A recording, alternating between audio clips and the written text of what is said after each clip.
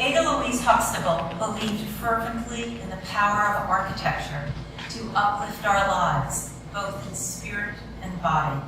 And she explained why in incisive, inviting, witty prose, week after week for nearly 50 years.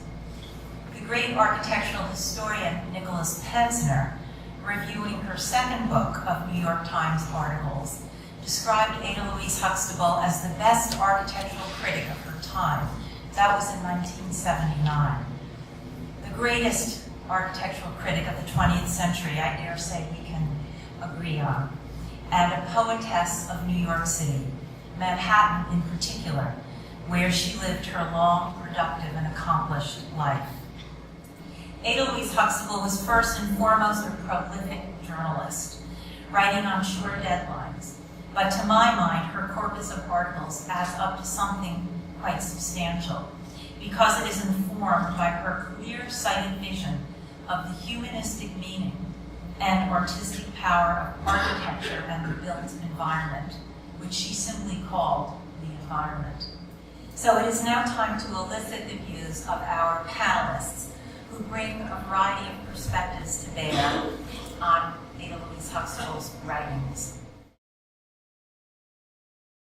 There wasn't a major project that did not seek her views and public review, or they tried to avoid it at all costs. But she was very much in the thinking about how to get the work. You know, she got the job originally at the New York Times because she said to the publisher at the time, when she was being interviewed for a different job, he said, all you're doing is reprinting what the developers were printing in their PR programs. You're just reporting what they're saying.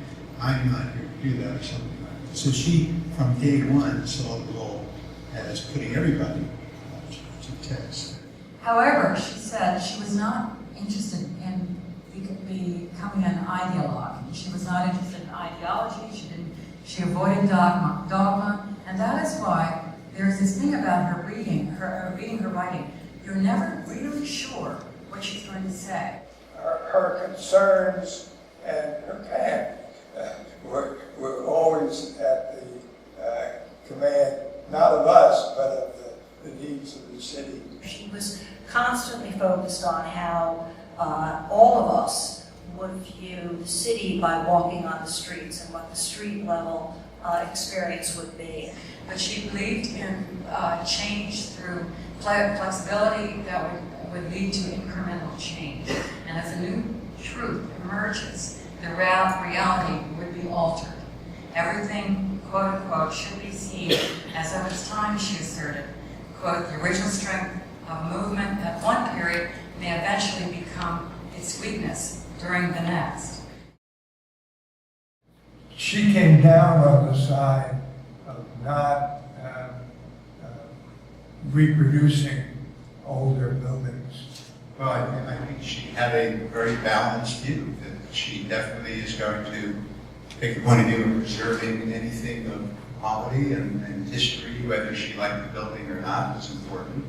At the same time, she was seeing the city growing and changing and felt that it had to, and she was very supportive of that. So I think there was always a balanced view. I don't think you could ever see her as being a pure preservationist or a pure pro-developer. She just wasn't that. She was very involved just looking after New York.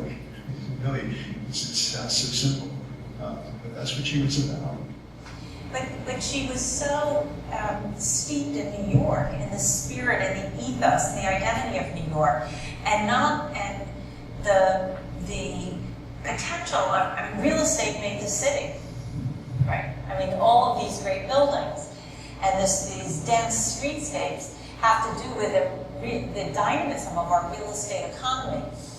But she never saw it as a creative force. She saw it mostly as a destructive force. One of the wonderful traits about her criticism is that she was not naive about developers and their motivations, that it was profit-seeking, maximizing density and scale. She didn't expect them to offer up charity by and I would put that in quotes, by voluntarily foregoing square footage that would otherwise deliver profit. She didn't expect self-enlightenment from them. She knew they were only self-interested. And from that perspective, despite that perspective, she never deeply veered from the belief that the city needed planners, precisely because it was not going to be forthcoming from the market itself. And she had constant words of praise for the urban design group that Don Elliott headed. As I think many of you know, Mayor Lindsay cared about architecture, cared about city growth, and supported the attempts to make new buildings fit into the city as a part of the cityscape, and not simply as an independent object. Her article in August 7th, 1977, on the proposed Museum of Modern Art Tower by Cesar Pelli, which was it was then 48 stories, but it was going to go to 55 later. And she wrote about it as the destruction of 53rd Street. This behemoth will destroy exactly the kind of small-scale amenity and variety between the avenues that made this particular street, with its modern vernacular and Beaux-Arts mix, a model of civilized pleasure. I also don't think that she was that against developers. She just sees the city constantly changing, a need for developing, growing, more dense, and recognize that the means of that happening is the developer. I think you got to realize that she wanted to see the city grow, and not everything that she said was completely consistent with everything else she said. And she wanted growth in the city. She just felt that development needed to be channeled as a force for better city building. And she accepted. I mean, she was a realist. What was always so wonderful, she kept thinking that maybe there was going to be some potential for greatness if the public sector could do its job, which was to plan right, to be vigilant, and create leadership. And that's really what she expected from the public sector. She said, I think you will get your best solutions when the architect's hands are tied or forced.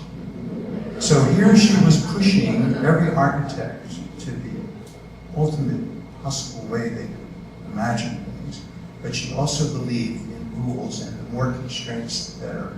Forced, I interpret to be the planning framework that has to be imposed on architects and developers in order to meet city building, city making goals for the fabric of the city, not just a building as a singular object. Let us hear from you.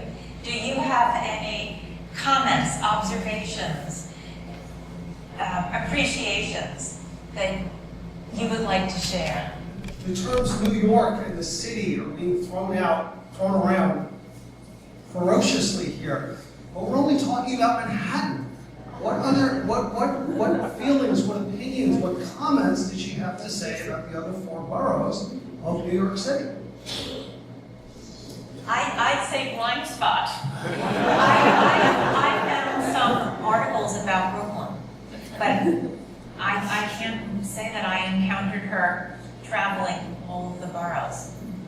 What about the rest of them? I was thinking after you asked that question, I was thinking that was the blind spot. New York borough was Manhattan. That is the borough. Most of it's hard to talk about because she's the gold standard for more than 50 years. So that alone, being able to write at that high level for so long a time, she knew so much and was able to keep it going in a fresh and energetic way. It's extraordinary. Well, shall we go upstairs and raise a toast to Ada Louise Huxtable?